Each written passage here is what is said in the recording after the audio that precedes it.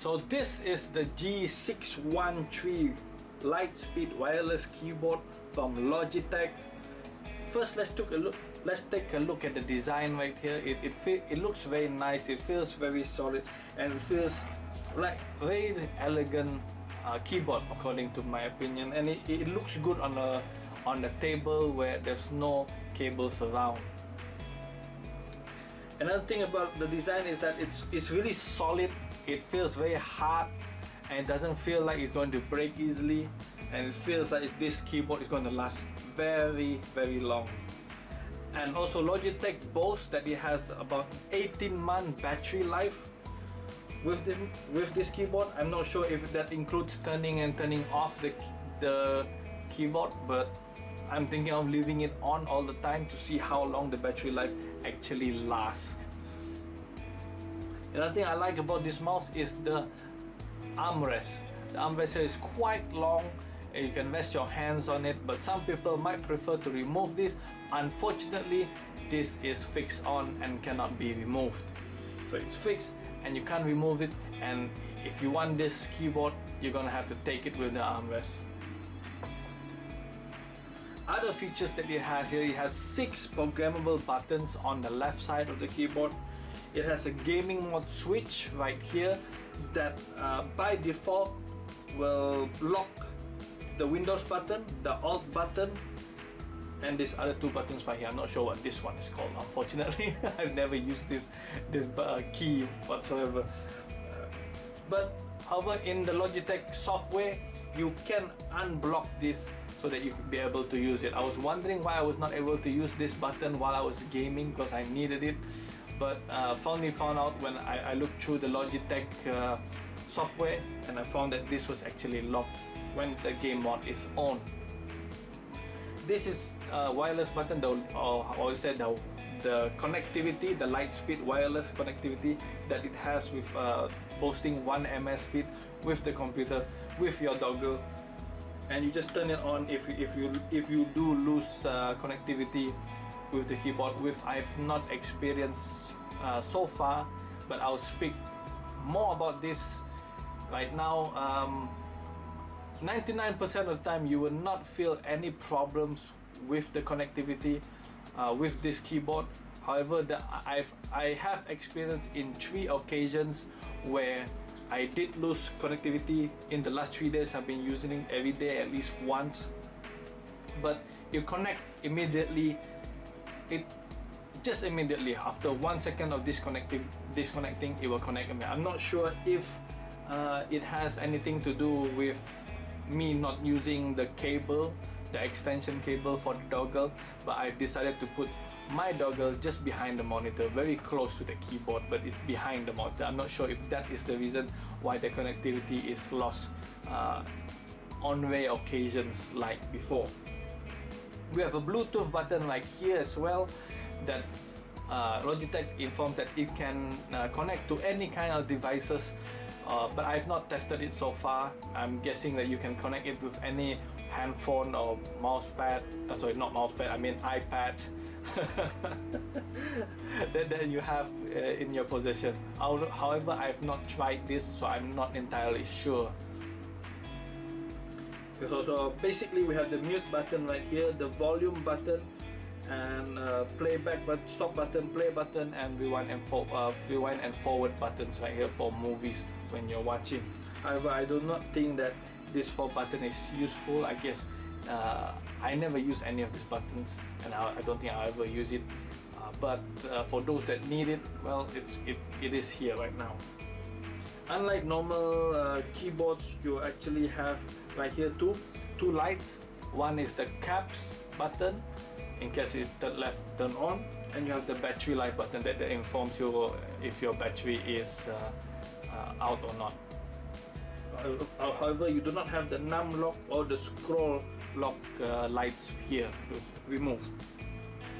Another thing is that this is, of course, as you know, a mechanical keyboard and has the Romeo G switches, and Logitech boasts that it has about 25% faster than its competitors. It's 25% more faster than its competitors, but I don't know, I'm not a pro gamer, so 25%, 10%, I don't feel it. And the only reason why I wanted this particular keyboard is because it's wireless and it had the macro keys on the left side of the keyboard. Okay, now this is the back side of the G613 keyboard. It does have a very nice design at the back as well. It feels comfortable, but the only thing that I wanted to point out here is two things. One is the rubber under the keyboard, which is the anti-slip, so the keyboard does not move when you're using it. I'm not sure if anybody have that problem in the past. It has rubbers here, anti-slip here, anti-slip here, and if you wanted to increase the height of the keyboard, you have this legs right here which has the anti-slip as well at this corner. This is the battery compartment right here. It does come with two alkaline batteries, AA size, and we have a compartment here where you can actually fit its dongle. This would be how it would look like with the dongle. Just push it down there, close it, and there you have it, all kept, and you don't have to actually worry about the dongle going missing once you're moving. So because maybe another reason why you're getting this keyboard is because you're traveling. That's all I have to talk about the G613 keyboard right here for the good parts. Now let's talk about the bad parts. I've already mentioned that on rare occasion it does lose connectivity. Second thing is, this is not RGB. None of this is RGB, but it's understandable since they want to make the battery last longer. So I understand that, and basically an RGB keyboard is not important to me, but it might be to you. But particularly for me, I'm okay with a keyboard without lights. Another thing, if you're like me and you're using non-mechanical keyboards before, mechanical keyboards like this might take some time to get used to. I've had, while I was typing, I get typos a lot by pressing the wrong button. It might be due to I feel that the buttons are a bit extended out higher than usual, so that might be the case, or that just might be me alone. Another thing I have a problem is when I'm gaming. When I want to press the control button, I sometimes accidentally press the G6 button, and again, that might be just me, but it's not always. But sometimes when I'm in a panic, like in PUBG, I accidentally would press the G6 instead of the control. Well, another fix for that is you decide to make this control as well. it's of course a programmable button as you know. And that's all I can find about what is wrong with this particular keyboard. But overall, I am happy with the keyboard. I am enjoying myself with it, and I think that other than that 1 second disconnecting once in a while on connectivity, I find this keyboard very nice and very enjoyable to use and very comfortable. I do not feel any strain when typing. So I would suggest and I would recommend this for anyone who wants a wireless mechanical keyboard. Next up, we have the G603 mouse. So this is also with the light speed technology that they have, with the G613. Now, the first thing you want to take a look at is the design of this mouse. I'm really interested in this design because it reminds me of another mouse that I used to love, and I still love now, only I had problem with the quality of that other mouse, which is the Razer Death Adder. If you look carefully and you compare the design of this with the Razer Death Adder, you'll realize that it actually is quite similar, only that this part here is a bit higher on the Death Adder, but practically everything else is nearly the same. And it has about 1, 2, 3, 4, 5, 6 programmable buttons.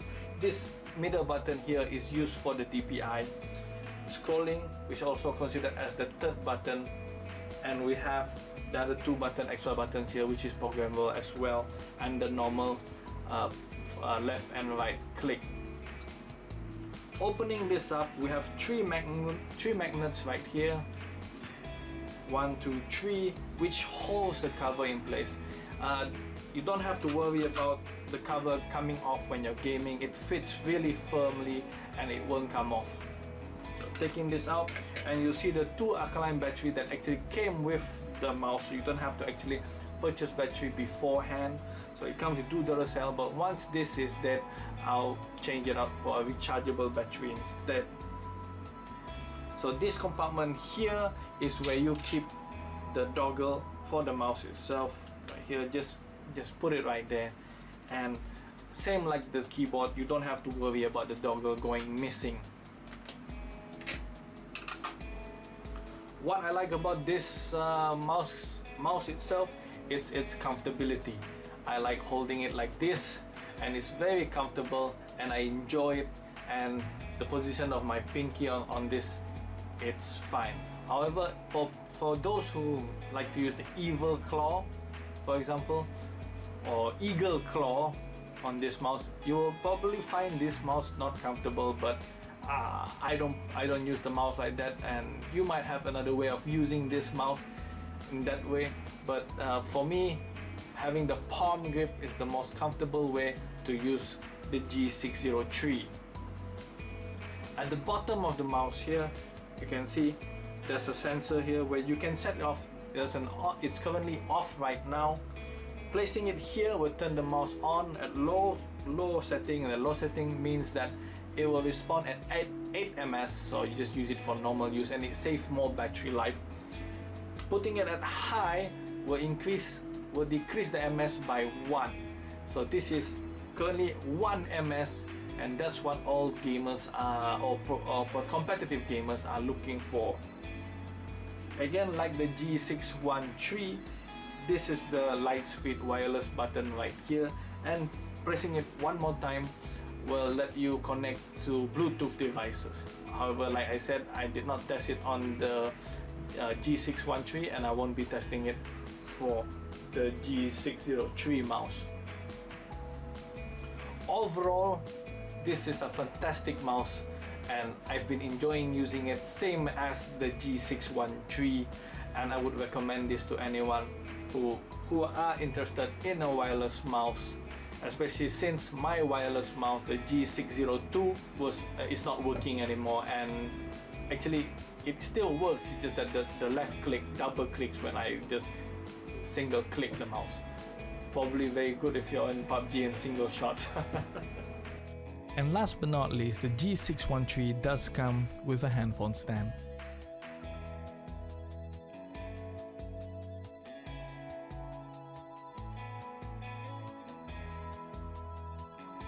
I hope you like this simple review of the G613 and the G603. Please let me know in the comment if you like it, or if there's anything that I've missed out. I hope you enjoyed the video. Please remember to like and subscribe. Offshore out.